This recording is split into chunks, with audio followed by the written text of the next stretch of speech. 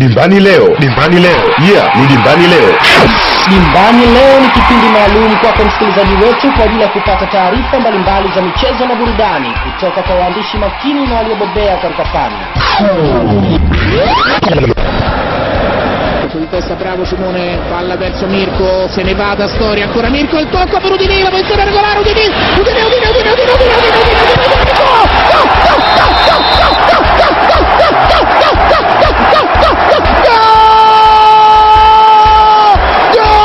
triplato Prato con il pallone in porta, il gol di Jeremy Menez, gol numero 2, in fine a questa partita 3-0. Tunaumia sisi mashabiki na sio wachezaji, sisi ndo tunaumia. Wanafikiri tunasema vipi kule mtaani kule tunasema esi nini ona ni halali ya matukio. Ona ni halali. Haya nani Ni kila siku kuanzia saa 1 jioni hadi saa 1:30 kwa saa za Afrika Mashariki. Kupitia spika bora za 106.5 FM, Mlimani Radio. Dimbani leo, habari motomoto.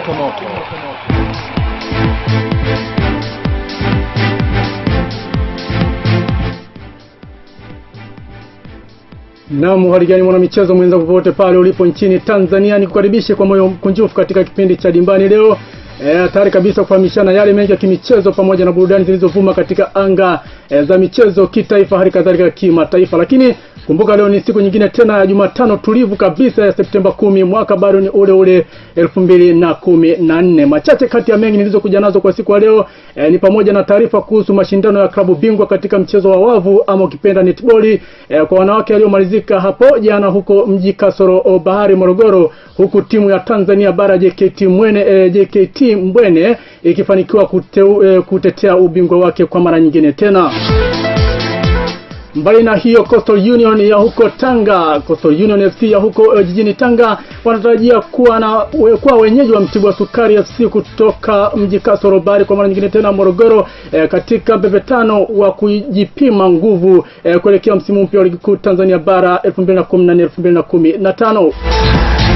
Kimataifa, nyota wa Barcelona Luis Suarez kucheza mchezo wa kwanza Oktoba 25 mwaka huu dhidi ya Real de Madrid baada ya kusota muda mrefu nje ya dimba akitumikia adhabu yake aliyopewa na FIFA kwa sababu ya utovu wa nidhamu katika mashindano ya kombe la dunia huko nchini Brazil 2014. Basi kwa wana mengine mengi utakuwa na mimi mwana michezo mwenzako Francis Kivua sambamba naye Hadli Msabaa, bila kumsahau David Inki ambao tutakuwa tukivuma hapa ndani kwa muda wa dakika 30. Kushiriki katika kipindi hiki nafasi yako ni kubwa mno. Tutumie ujumbe mfupi wa simu mkononi kupitia nambari za studio 0763829978. Narudia tena, nambari ya ujumbe ni 0763829978. Bila kupoteza muda hata kidogo, tuanze kuchanja mbuga kwa kuangazia viwanja vya nyumbani, lakini kama ilivyokuwa ada tutaambamba baadaye hadi anga za kimataifa. Michuano ya klabu bingwa katika mchezo wa wavu netball ukipenda pia msimu wa 2014 kwa upande wa wanawake ambayo yalianza tangu Septemba 3 mwaka huu yamefika tamati hapo jana Septemba 9 mwaka 2014 kule mji Kasoro Bahari Morogoro, huku timu ya JKT Mbwene ikifanikiwa kutetea ubingwa wake kwa mara nyingine tena. Ana Kibira ni mwenyekiti wa chama cha netball nchini Tanzania Chaneta, na amesema mashindano hayo ya netball ya mwaka huu yamefana sana ikilinganishwa na msimu mwingine uliopita. Tungane naye Ana Kibira ambaye yeye ni mwenyekiti wa chama cha netball nchini Tanzania akilonga nasi kuhusiana na mashindano hayo ambayo yalifika tamati hapo jana huko mji Kasoro Bahari. Ana Kibira: kwa kweli mashindano yameenda vizuri, naweza nikasema yamekuwa kiwango kulinganisha na mwaka uliopita. Wachezaji wamejituma, makocha wamefanya kazi nzuri. Chukua fursa hii kuwapongeza makocha wa pande zote bara na visiwani. Kwa kweli vipaji vimeonekana. Timu kama JKT Ruvu imeweza kusheni wachezaji wenye nidhamu ya juu na kuwa chachu ya timu zetu za vijana za taifa. Tunasema kwa kweli mambo yalikuwa mazuri upande wa technical, kwa maana ya wachezaji, makocha wamefanya kazi nzuri na wachezaji wamejituma na wamecheza kwa mujibu wa sheria. Halikadhalika waamuzi wamefanya kazi yao nzuri ipasavyo kwa kuchezesha kwa kuzingatia sheria zote 21. Na mama, ukitukumbusha labda bingwa wa mwaka huu ni nani? Bingwa mwaka huu ni yule bingwa mwaka jana, timu yetu ya JKT Mbweni, ambao kwa kweli wameonyesha kuwa wameiva, wana uwezo, wana uzoefu na wamejituma zaidi. Kwa maanani walisheni wachezaji wengi katika michezo ya majeshi iliyomalizika mara moja na kuja huku kwenye muungano. Kwa kweli wamefanya kazi nzuri na tuwapongeze, na wamekuwa ni mfano wa kuigwa na timu nyingine zote za bara na visiwani. Naam, asante sana mwenyekiti wa chama cha netball nchini Tanzania Ana Kibira kwa ufafanuzi wa taarifa hiyo kuhusiana na mashindano ya klabu bingwa barani nchini Tanzania ambayo yalikuwa yanafanyika huko mji Kasorobari Morogoro, na yalianza pale Septemba 3 na basi kufikia tamati yake jana Septemba 9 huko Morogoro. Halidi Msabaha, tumekuwa tukifuatilia mashindano haya kwa karibu mno, na sasa amefikia tamati kwa JKT Mbweni ikifanikiwa kutetea ubingwa wake ambao uliweza kutua hapo msimu uliopita, na maanisha mwaka uliopita. Pengine unalipi kwa kifupi la kusema kuhusiana na mashindano hayo tangu yameanza na sasa amefikia tamati, Halidi Msabaha? Ni kwamba kivue ni kwamba kama ulivyosema hapo awali kwamba mashindano hayo, na naweza nikasema kwamba yamekuwa yakikosa mwamko mkubwa wa mashabiki. Yaani naweza nikasema kwamba mashabiki, kwa sababu Ana Kibira amekuwa akilalamika kwamba watu wanakuwa hawana mwamko na michezo hiyo. Kwa hiyo kumbe tumekuwa tukilalamikia kwamba tunakosa sponsors, tunakosa tunalalamika kwamba serikali inashindwa kusupport mchezo huo wa netball, lakini kumbe hata sisi wenyewe tunaweza tukawa ni chachu tosha ya mchezo huo kuendelea zaidi. Kwa hivyo watu wanakuwa hawajitokezi kwa wingi katika michezo hii, na naweza nikasema kwamba ni kwa sababu interest kubwa ya mashabiki imekuwa ni katika soka. Kwa hiyo tutoe ule hizi fikra za kwamba soka ndio michezo pekee, tuweke fikra kwamba michezo yote inaweza ikapeperusha bendera ya Tanzania. Kuna michezo kama ngumi, netball kama hiyo, na hivi karibuni inatarajiwa kuanza ligi ya basketball.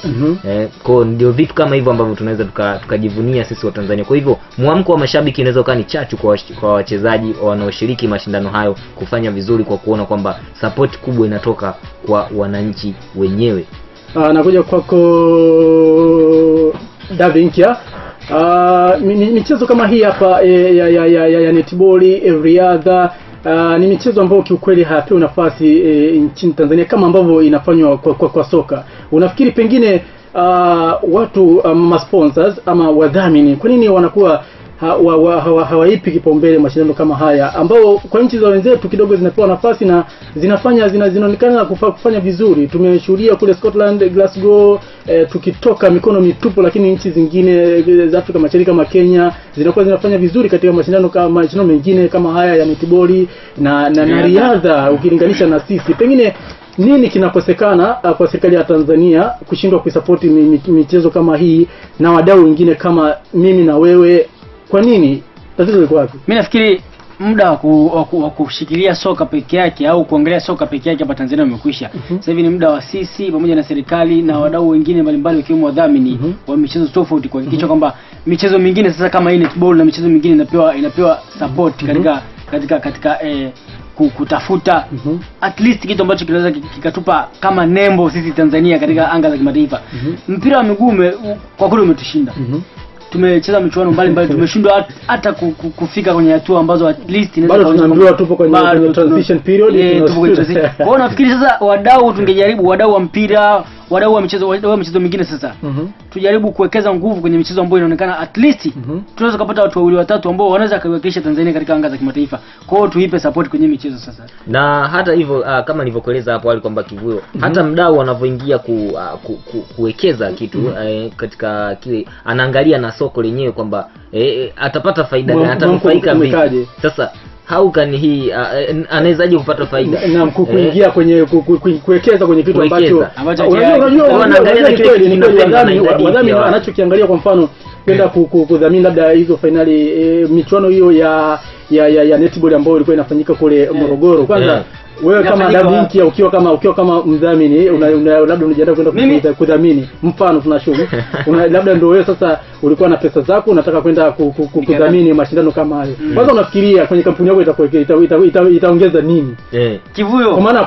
Kwa maana kwamba mfanyabiashara ataangalia kwanza yani lazima ni two ways running kwamba mfadhili ama mdhamini anaangalia ana faida gani, atapata faida gani, na wadhamini wananchi wanaangalia labda nafasi ya kutangaza bidhaa zao na vitu vingine kama hivyo. Sasa kama mashindano yenyewe ndio hivyo hayapewi kipaumbele, wanaojitokeza kwenda kuangalia kama ni wachache. Sasa na wakati mwingine sehemu inapofanyika mashindano inasababisha tatizo usifike. Ni tatizo pia.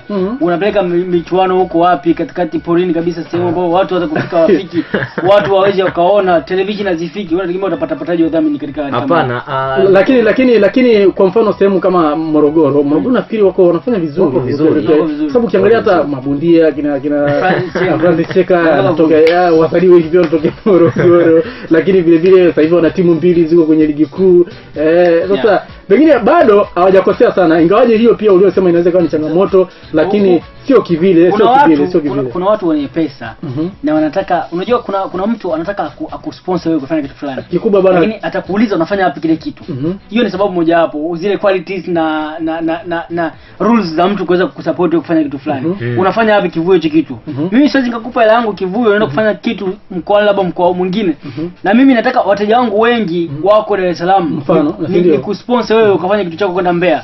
Kwa kweli sitakupa hiyo hela, hata kama mimi na interest na ule mchezo, hata kama mimi na interest na hicho kitu, lakini itakuwa ngumu mimi kukupa hela kufanya hiyo issue yako unapotaka kufanya, kwa sababu wateja wangu wengi wapo Dar es Salaam. How can I benefit? Okay, asante sana. Na ninachoamini ni kwamba michezo kama hiyo, netball, riadha, ngumi na vitu vingine kama hivyo vinaweza nikapata nafasi kama ilivyo kwa football kwa sasa hivi. Kikubwa tu ni serikali kuamua kuipa nafasi na kuisupport. Sio serikali tu, hata uongozi wenyewe wa michezo wenye zamana, uongozi wote ufikirie kwanza wapi ndio kufanyia michezo yao, wapange wenyewe mambo yao vizuri, pamoja na wadhamini pia, sio serikali peke yake. Kwa hiyo vitu kama hivi vikichukuliwa hatua, serikali, wadhamini, uongozi wenyewe waweze kuwa na mikakati ambayo inaonekana. Mimi siwezi kaya kukupa hela yangu kivuyo, unanipa mikakati picha. Mikakati ya maneno haisaidii. Onesha kitu ambacho kinaonekana na kuna kufadhili. Kwa hiyo netball haionekani. So sizungumzie netball, nazungumzia michezo yote ambayo sio kama mpira wa soka ambao unadhamini wengi kivuyo. NSSF rafiki unayemtegemea, unapopisha hodi anakupokea. NSSF daima kwa ajili yako, tunayajenga maisha yako. Shirika la Taifa la Hifadhi ya Jamii, tunajenga maisha yako kwa bidii. Tuko nawe nchini kote, leo, kesho na siku zote. Kama rafiki umtegemeaye, NSSF siku zote tuko kwa ajili yako. Tunajenga maisha yako kwa kukuwezesha kusomesha watoto na kuboresha biashara kwa kupata mikopo kupitia SACCOS yako, matibabu bure kwa familia nzima na mengine mengi. Boresha maisha yako, jiunge na NSSF sasa. Tunajenga maisha yako sasa na ya baadaye.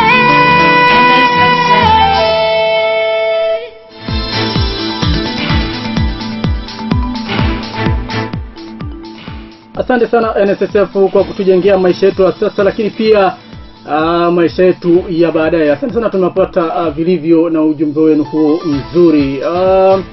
Na sasa tuelekee katika taarifa nyingine baada ya kumalizia hiyo taarifa ya netball, na sasa tunaelekea huko kwa Wagosi wa Ndima Coastal Union. Klabu ya Coastal Union ama ukipenda Wagosi wa Ndima, Wagosi wa Kaya ya huko jijini Tanga wanaendelea na maandalizi kabambe kuelekea msimu mpya wa ligi kuu Tanzania bara, ambapo siku ya Jumamosi ya Septemba 13 mwaka huu anatarajia kuwa kabili wakatamiwa Mtibwa Sukari ya huko Mji Kasoro Bahari Morogoro, ikiwa ni mchezo wao wa pili wa kujipima nguvu ama ubavu wakiwa nyumbani Tanga baada ya kurudi kutoka visiwani Zanzibar walikoweka kambi siku chache zilizopita. Akilonga na dimbani leo, msemaji wa Coastal Union Oscar Asenga wamesema wamejiandaa vyema kuelekea katika mchezo huo kuhakikisha wanatembeza kichapo kingine kama walivyofanya kwa Polisi Morogoro wikendi iliyopita.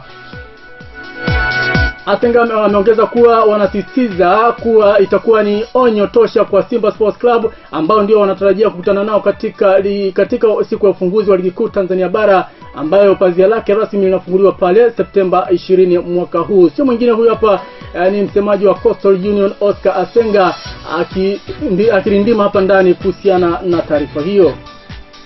Lengo letu hasa ni kuhakikisha kwamba tuna kikosi chetu makali ya kuelekea msimu mpya wa ligi kuu ya Vodacom. Tunafahamu kwamba tumecheza na Polisi Morogoro, tumewafunga bao 2 bila. Nasema hizo ni salamu tosha kwa Simba, lakini tunafahamu kwamba ligi kuu itakuwa na ushindani. Kwa hiyo tumeweka kambi kule Pemba mwezi mzima. Sasa baada ya kurejea Tanga, sasa ndio mechi ambazo tunaamua kucheza. Ndio mechi ndogo za kirafiki kabla ya kuelekea mechi yetu na Simba.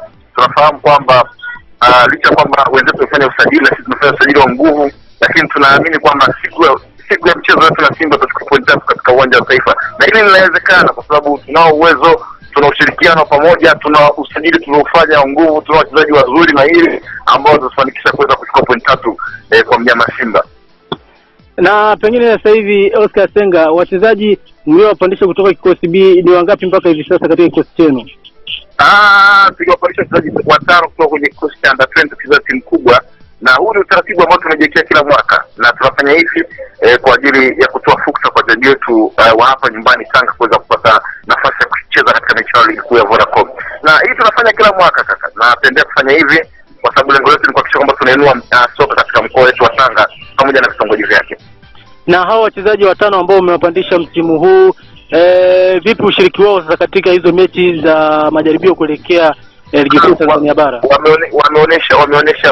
Wameonyesha viwango vya hali ya juu, hasa kwenye mechi yetu tuliocheza na Falcon ya Pemba ambapo tukibuka na ushindi wa bao 10 bila.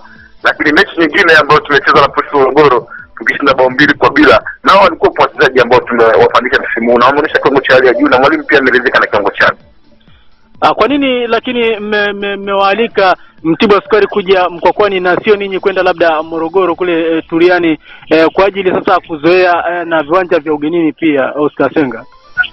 Mimi nafikiri kwamba ni nafasi tu kwamba tulifanya mazungumzo na Mtibwa Sugar. Wao walisema kwamba wana uwezo kuja Mkwakwani, na tukaona haina haja kukataa, kwa tukaona bora waje nyumbani cheze nao katika uwanja wetu wa nyumbani. Mimi nataka niseme kitu kimoja kwamba safari hii sisi kosi tumekuja kivingine, tumebadilika. Nataka nikwambie kitu kimoja, mtu ambaye atashuhudia ama mtu ambaye hajui kwamba kucheza kikoje, sababu sisi safari hatutaka sana kuzungumza sana kwenye vyombo vya habari, tunataka kufanya vitendo. Nafikiri vitendo hivi tutaanza tutakapoanza mechi yetu ya kwanza, na tunashukuru tumeanza na Simba kwa sababu tunajua Simba wakoje, na sisi tutafanya kile kitu ambacho Watanzania watakisahau. Na hilo ndo hasa ndio lengo. Naweka akiba na kufurahia riba kupitia Empower kwa urahisi na haraka, kwa sababu unajipanga ili nilipe ada ya mwanangu. Empower itaniongezea kasi na mwendo wa kusafiri. Nadhani baisikeli yangu itapumzika kidogo nitakaponunua pikipiki. Ndoto zako zinaweza kuwa kweli. Vodacom na CBA Bank wamekuletea Empower kupitia M-Pesa, na wahenga wanasema haba na haba hujaza kibubu. Hivyo anza kuweka akiba yako leo ili kuyafikia malengo. Piga *150*00 alama ya reli kuweka akiba na Empower. Vodacom, kazi ni kwako.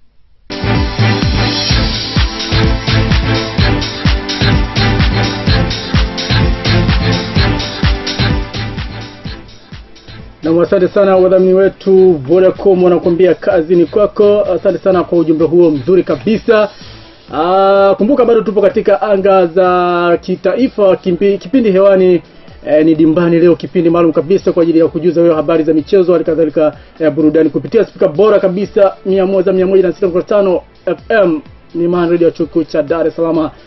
Na baada sasa kutoka huko kwa wagosi wa ndima, wagosi wa Kaya Coastal Union kuhusiana na mchezo wao huo wa Jumamosi dhidi ya Mtibwa Sukari wakatamiwa hawa kutoka mji Kasorobari. Na sasa tuelekee katika taarifa nyingine ambayo inahusiana na ndondi sasa. Septemba 27 mwaka huu kutakuwa na mchezo mkubwa kabisa wa ngumi hapa jijini Dar es Salaam katika ukumbi wa Friends Corner, ambapo mabondia 8 watakutana ndani ya nyumba tayari kuonyeshana ubabe wa kurusha ngumi kama sio ndondi.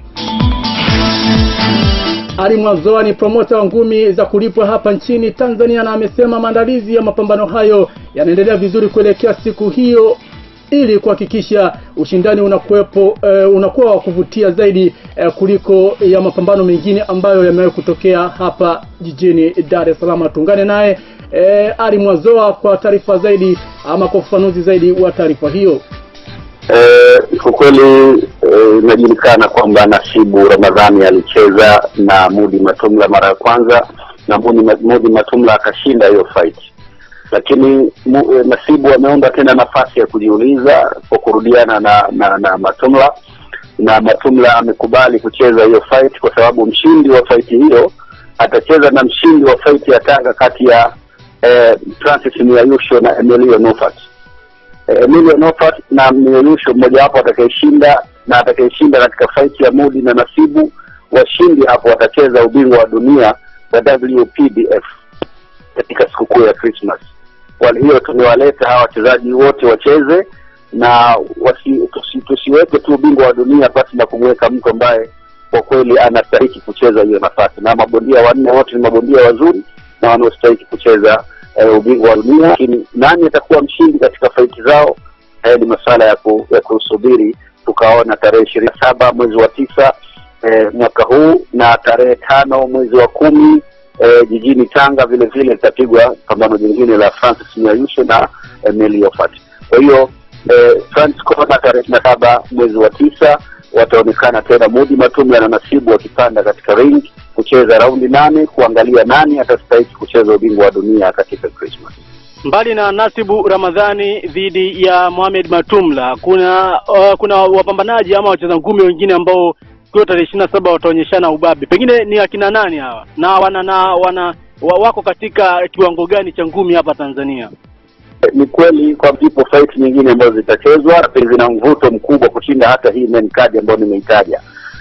Pambano kwa mfano la Juma Fundi na Isa Omari, watu wanataka kuliona nini kinatokea, kwa sababu Isa Omari katika siku za karibuni amekwenda na kuwa bondia mkali sana. Sasa Juma Fundi ni bondia ambaye ni mkongwe na watu wanajua anafanya nini ulingoni. Kwa hiyo wanataka kuona hiyo fight, na ni fight yenye msisimko. Wakija nao raundi 8. Lakini vile vile kuna Adam Gange ambaye ni bondia anajulikana na nguvu, na Harun Nyuma ni bondia mpambanaji, anakutana na Sadi Kimomba. Hiyo nao ni fight nyingine kali ambayo wapenzi wa ngumi hawatokaa katika viti kutulia, lazima muda wote watakuwa wako juu wakisaidia hiyo fight namna ambavyo inatarajiwa kuwa ni nzuri.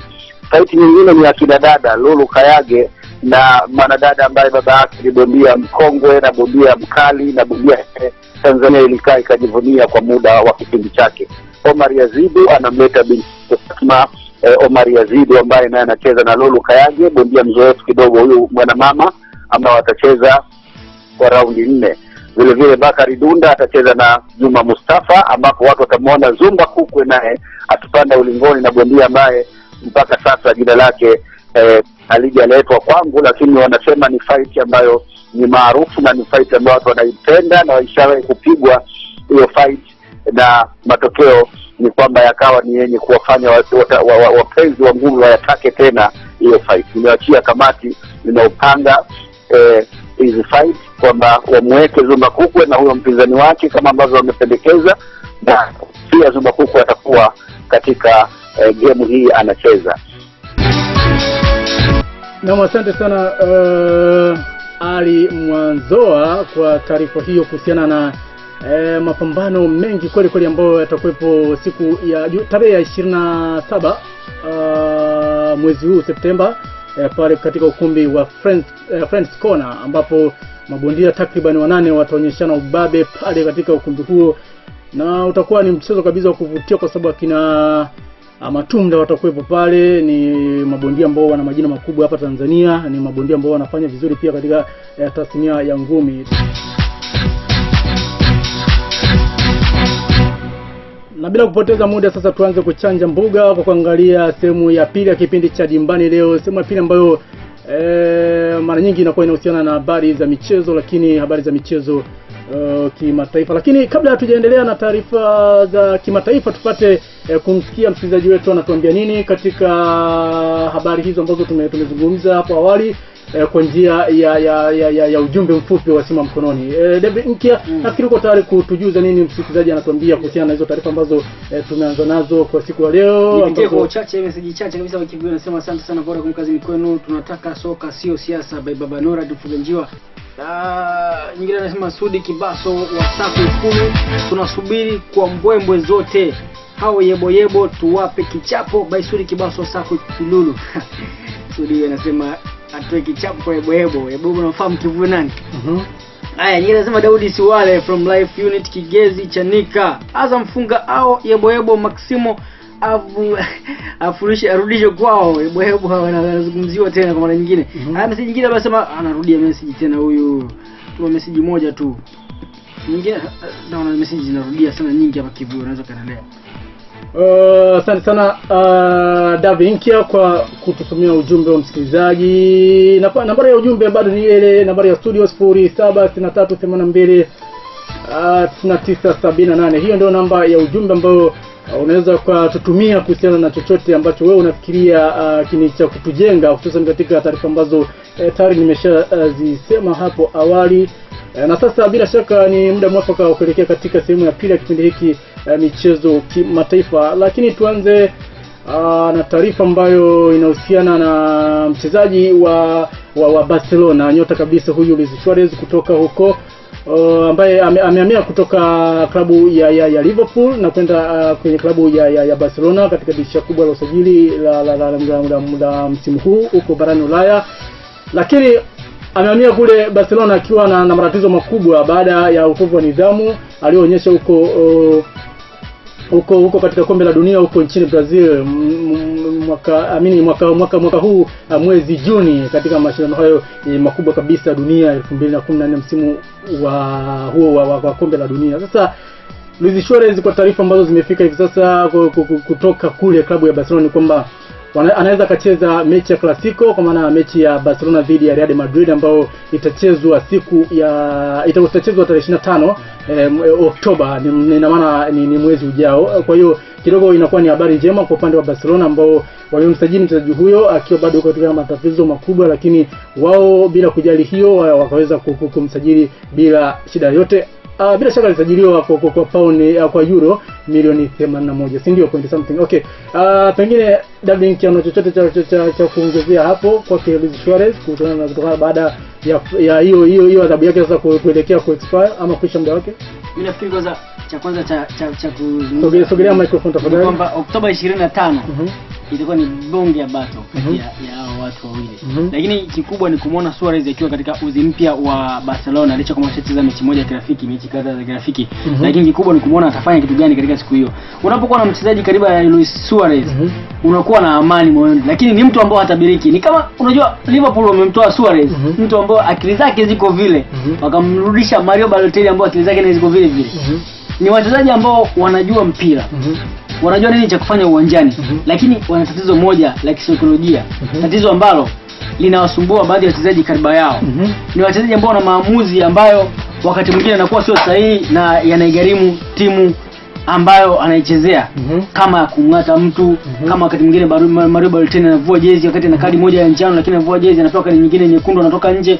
Kwa hiyo vitu ambavyo vinakuwa vinagharimu timu, lakini ni mchezaji ambaye ukiwa na karibu wachezaji kama hawa, wewe kama meneja au kama mwalimu wa timu unakuwa na amani moyoni mwako. Kwa hiyo nitarajie Septemba 25 na bonge bado. Ni Agosti 25 ambapo kunakuwa na El Clasico kati ya Real de Madrid. Sio Agosti tafadhali, Oktoba.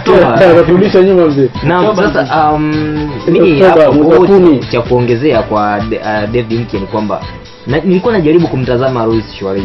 Ni kwamba Suarez akiwa katika timu yake ya taifa ya Uruguay hadi kufikia mwaka 2007 alikuwa amecheza michezo 78 na katika michezo yote aliyocheza alifunga mabao 40. Lakini katika kikosi cha Uruguay chini ya umri wa miaka 23. Alicheza michezo mitatu na kufunga magoli matatu. Naona wastani wake ni mzuri, na katika kikosi cha Uruguay chini ya umri wa miaka 20 alicheza michezo 4 na kufunga magoli mawili. Ilikuwa ni mwaka 2006 2007. Naona katika mechi zote zilizokuwa akicheza amekuwa na rekodi nzuri ya kufunga magoli. Sasa kitu ambacho mimi bado najiuliza hadi sasa ni kwamba Luis Suarez, tunakumbuka kweli alikumbwa na naweza nikasema ni janga kwa upande wake baada ya kumng'ata meno Giorgio Chiellini katika mchezo wa Italiano za kombe la dunia. Janga, lakini kwa sababu ni mtu janga kwa zaidi ya mara moja. Mara tatu ni maksudi, naweza kusema ni janga, lakini la kujisababishia yeye mwenyewe binafsi bila kujua kwamba inaweza ikamsababishia karia yake iliyo nzuri ikawa akaichafua, yani karia yake ambayo ameiweka. Suarez ana rekodi nzuri ya kufunga magoli ana wastani wa kufunga magoli katika kila mechi anazotua uwanjani. Je, atakavyorudi yani kitu ambacho najiuliza ni kwamba kiwango chake je kinakuwa kimeporomoka au na pale bwana, kwa sababu ameshakuwa nje ya uwanja kwa kipindi sasa. Okay, na ninachoamini ni kwamba Luis Suarez pia, kumbuka kabla ya hiyo adhabu ya aliyoipata baada ya kumng'ata Giorgio Chiellini Mtaliano yule, msimu wa 2013 pia alikutana na kisanga kingine baada ya kumng'ata pia Ivanovic. Kwa hiyo nakumbuka alikaa mechi 8 nje msimu wa 2013, lakini akarudi kwenye timu yake baada ya hiyo adhabu, akawa anafanya vizuri. Anyway tusipoteze muda sana. Nakwambia kitu hapo kwamba Suarez amekuja ameenda kwenye timu mpya, timu ambayo namba anataka kucheza pale, anapocheza anacheza mchezaji bora wa dunia Lionel Messi, ndio kwenye kiwango kikubwa. Kazi ipo hapo. Kazi ipo na mimi, lakini tutajua baada ya yeye kurudi uwanjani itakuwaje, ndio tutaweza kujaji zaidi. Lakini pia jana timu ya taifa ya Wales ilikuwa inacheza dhidi ya Andorra. Ilikuwa ni mashindano ama ni michuano ya kufuzu michuano ya Euro 2016 huko barani Ulaya. Lakini Wales walifanikiwa kuibamiza Andorra magoli mawili kwa moja. Huku mshambuliaji wa Real Madrid Gareth Bale akionekana mwiba kabisa kwa upande wa Andorra, ambaye kwa sababu yeye ndo amefunga magoli yote mawili kwa upande wa Wales, si ndio? Lakini taarifa nyingine mbaya ni kwamba Ian Ramsey midfielder huyu ama mchezaji wa kati wa Arsenal ni kwamba sasa aliumia katika mchezo huo. Kwa hiyo kuna tetesi kwamba huenda akakosa mchezo wa Jumamosi kati ya Arsenal dhidi ya Manchester City, bingwa mtetezi wa ligi kuu nchini Uingereza. Pengine sasa hii inampa wakati gani Arsene Wenger na kikosi chake kuelekea mchezo huo muhimu kabisa siku ya Jumamosi? Mimi haraka kabla ya hapo niseme tu kwamba jana huyu bwana nani? Ian Ramsey? Hapana, sio Ramsey. Gareth Bale kwa kiwango kikubwa sana. Na hata magoli aliyofunga mengine, goli moja ile la kwanza ni goli ambalo ni mtu unatafuta, ndio goli la kutafuta. Lakini nikirudi sasa kwa upande wa Arsenal ni kwamba licha kwamba tunaona kwamba Walcott amerudi na kuna wachezaji kama kariba ya Welbeck na wengine Sanchez na nani, lakini role ya Ramsey ni kubwa pale Arsenal. Amekuwa ni stick number 6 ambaye unapokuwa naye kwenye timu ni mtu anajua kukaba vizuri, anajua kushambulia na anajua kutulia katikati ya uwanja na kujua ni wapi atoe pasi, ni wakati gani asubiri mpira. Kwa hiyo unapomkosa mchezaji kama huyo kwenye mchezo mkubwa kama Man City, timu ambayo ina vikosi vile ambavyo vote vinawezekana ni kikosi cha kwanza. Umeelewa hapo? Vikosi vile ambavyo vote vinawezekana kikosi cha kwanza. Unapata wakati mgumu. Na unakuja kuona kwamba itakuwa ni pressure sasa kwa Arsene Wenger kuweza wapi sasa wapi nani acheze ile namba ambayo at least anaweza kasiki. Abu Dhabi namba 6, lakini sio mtu naye ni mtu wa majeruhi, tumeweza kumuona akikaa nje kwa muda mrefu. Anaporudi hawezi kaa kwenye fomu ambayo ni ile ya siku zote. Kwa hivyo Arsene Wenger ana wakati mgumu kwa sasa kuelekea mchezo, lakini ndio vizuri ile apate. Labda kama watakuwa na alternative yoyote ya kumrudisha, ndio vizuri apate kisingizio ama vipi? Okay, labda nipitie ujumbe wa msikilizaji hapa haraka. Kuna message nyingi zimeingia hapa. Huyu hapa anasema kujisikia upo nyumbani. Simba Sports Club, naitwa Juma Dunga wa Kotini Kivule. Asante sana na ujumbe wako huo. Kujisikia upo nyumbani. Okay, Chief huyu hapa anasema anajiita yeye ni Chief Dr. Mpangwe Kamwelu wa Kiluvia Nhondogo Yeboyebo atafungwa na Azam goli 2. Atafungwa na Azam goli 2. Nini Brazil hao Brazil walipigwa goli 7 na Germany na Ujerumani. Hao wa Brazil walikuwa wapi? Simba taifa kubwa bana. Yanga kitu gani? Okay, asante sana Dr. Kwa ujumbe wako huo. Kuelekea mchezo wa ngao ya jamii kesho kutoka Jumapili Septemba 14 ya mwaka huu kati ya Young Africans na bingwa mtetezi wa ligi kuu Tanzania bara Azam FC. Asante sana. Kila laheri timu yangu ya nyumbani Azam FC, funga hao Yanga goli 5 kwa 0. Iwe onyo kwa Maximo. Ni baba Nurati huyu mfuganjiwa pacha wake Swaumu Kishori kutoka huko Chamazi Dovya nchini Tanzania. Asante sana kwa ujumbe wako huo mzuri kabisa. Swaumu Kishori huyu kwa mara nyingine tena anasema ni Swaumu Kishori huyu kwa mara nyingine tena pacha wake baba Nurati Simba. Okay, Simba kama kawa tafuna au ura jamani, jumbe gani huo? Tafuna au ura wa Uganda.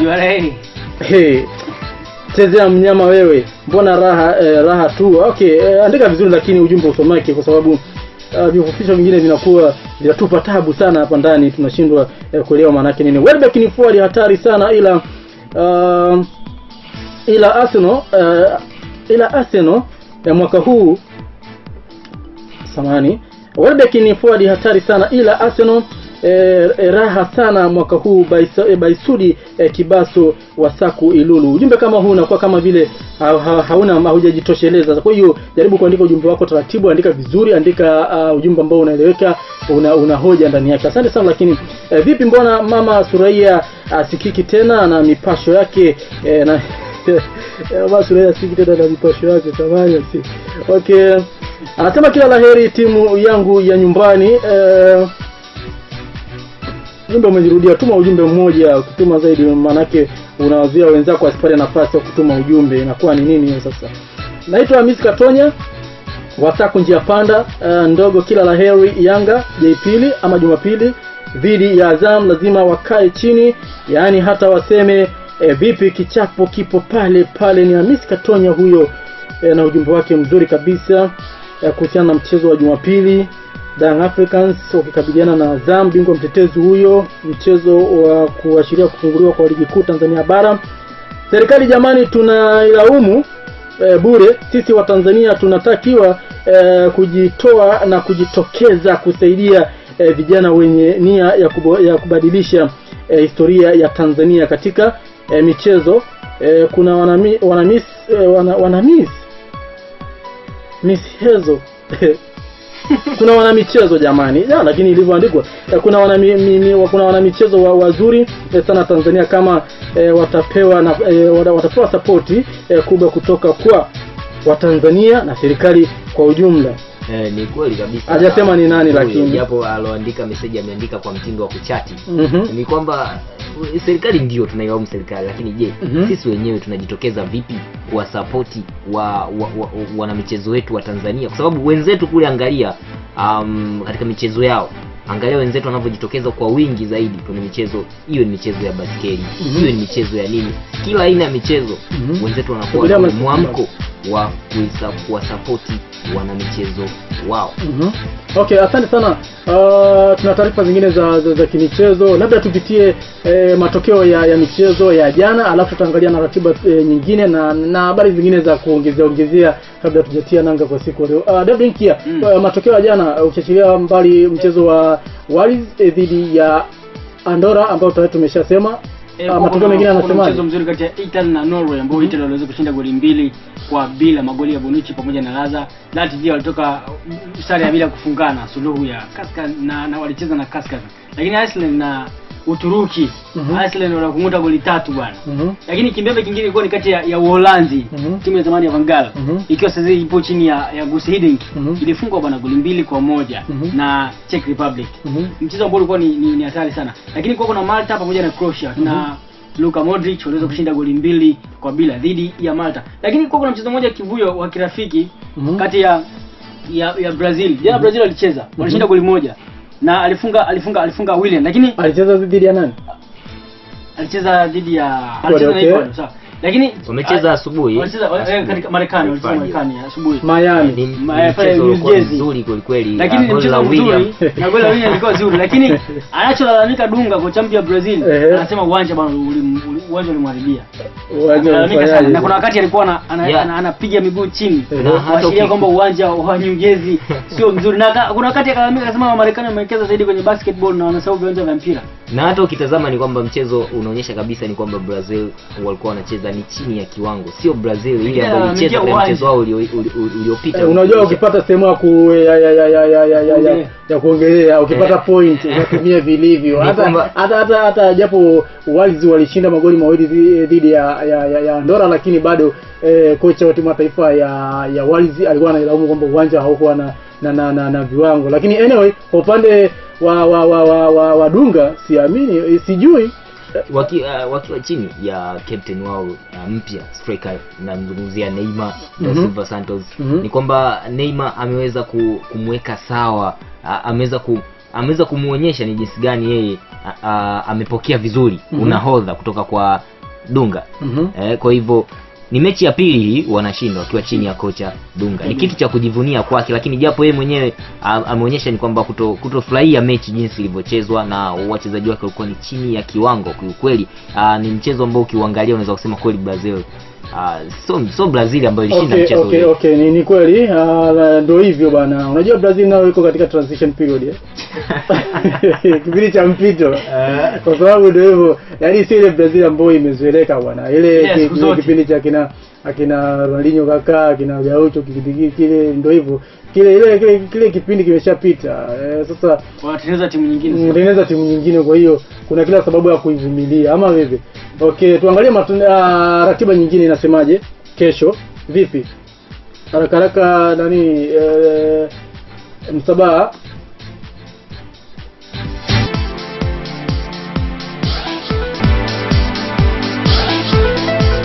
Okay, tuendelee na timetable zingine za leo. Kuna michezo mbalimbali ambayo itachezwa kiukweli.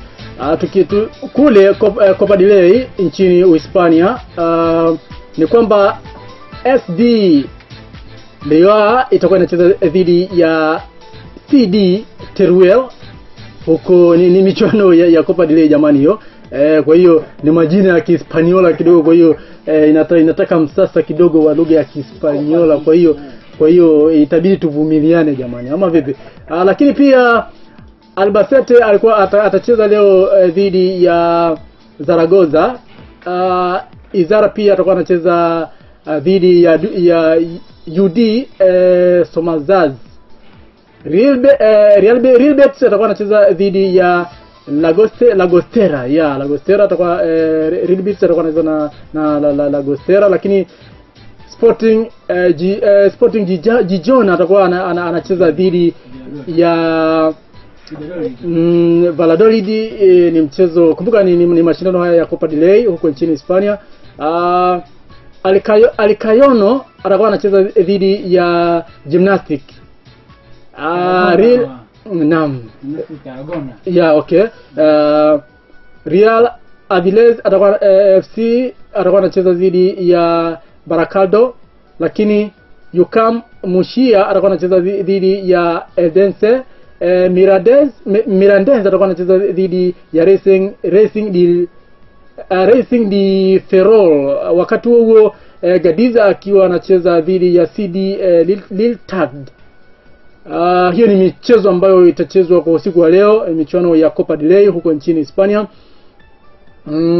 Na nafikiri huko nchini Hispania tumemaliza. Tuelekee sehemu nyingine, labda kabla tujaendelea na ratiba. Halidi Msabaha, taarifa nyingine ya kimichezo ya kuongezea? Ni kweli ya Kivuyo ni kwamba kuna michezo ambayo inatakiwa ipigwe leo usiku, lakini wakati huo ni kwamba barani Afrika ni kwamba kuna taarifa ya kesho kuna mchezo ambao unatakiwa kupigwa kati ya Ghana. Kuna mechi mbili. Kuna Namibia wanacheza na Swaziland. Lakini pia kuna Zimbabwe, watoto wa Robert Mugabe watakuwa wanacheza na Libya. Hiyo ni Africa Cup of Nations, si ndio? AFCON qualification group C. Na hivyo Ghana wao wanatakiwa lakini kumbuka Angola Togo kesho. samani hiyo mechi ya qualification tumalizia kwanza AFCON ni kwamba mchezo wa Angola dhidi ya Burkina Faso unaendelea, ni dakika 44 si ndio? Ni bila Yeah. Okay. Naam, ni katika mchezo huu wa kesho kati ya Togo dhidi ya Ghana, ambapo kuna taarifa ni kwamba kocha Kwesi Appiah ni kwamba huenda akishindwa kucheza vizuri katika mchezo huu, ni kwamba ametishiwa kwamba huenda akafungashwa vilago kabisa, yani katika uongozi wa kikosi hicho, na hii ni baada ya kutofanya vizuri katika mchezo wao uliokwisha waliokipiga dhidi ya Uganda, mechi iliyopigwa kule mjini Kumasi. Umeona? Na uungwaji mkono wa kocha huyu wa Ghana ni kwamba umeshuka sana, kama unavyoelewa, ni kwamba ni baada ya kushindwa katika finali za kombe la dunia kule nchini Brazil na katika mashindano ya Afrika yaliyopita. Na hivyo kitu kilichopelekea zaidi ni kwamba FA, shirikisho la soka nchini mle Ghana, kusaka mshauri wa kiufundi kumsaidia kocha huyu pia. Kwa hivyo hizo ndo taarifa ambazo zinasema hivyo kwamba wanatakiwa washinde katika mchezo. Lakini kuna taarifa nyingine hapa inasema kwamba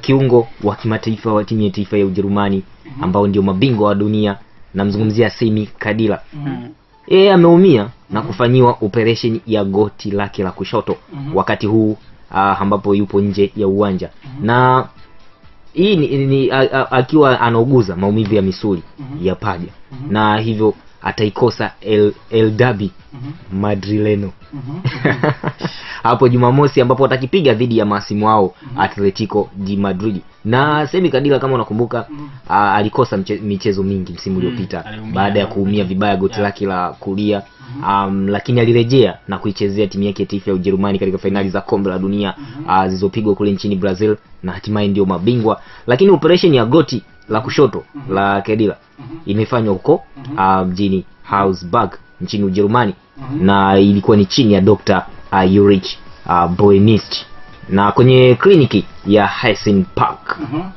ikisimamiwa na Dr. Jesus Olmo. Okay, asante sana. Labda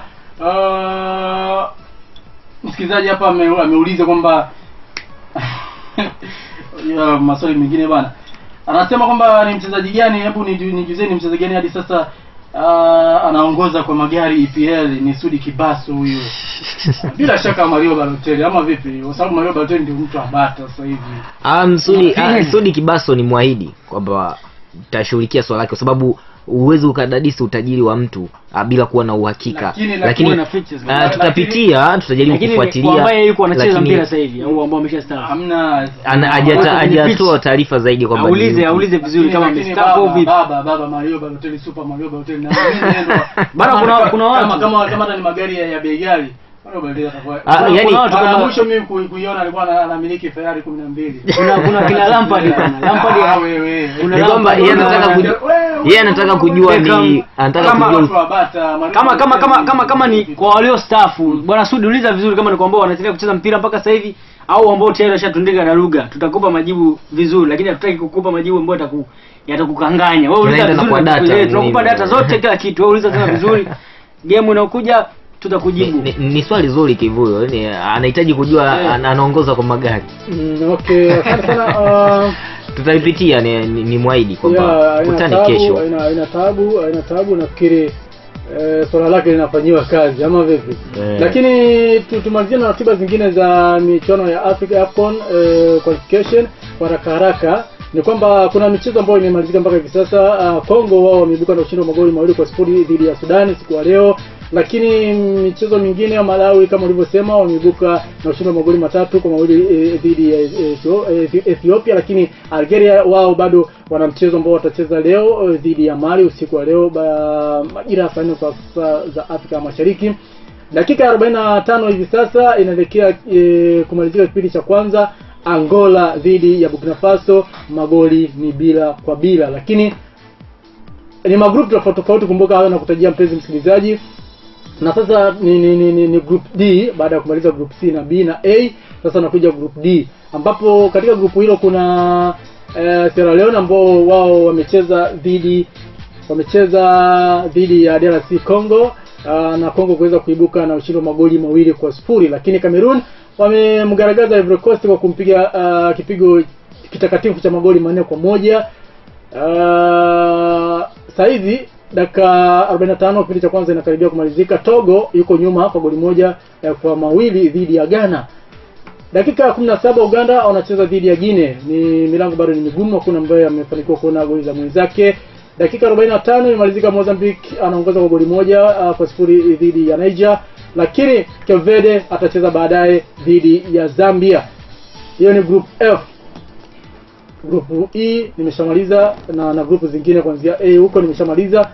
Na sasa tunamalizia na grupu zingine ambapo kuna grupu G ambayo ndio ya mwisho kwa siku ya leo. Botswana atakuwa anacheza baadaye dhidi ya Senegal, wakati Egypt wao watakuwa wanacheza dhidi ya Tunisia. Nipitie ujumbe haraka hapa kisha bila shaka tutatia nanga kwa siku ya leo hadi kufikia hapo.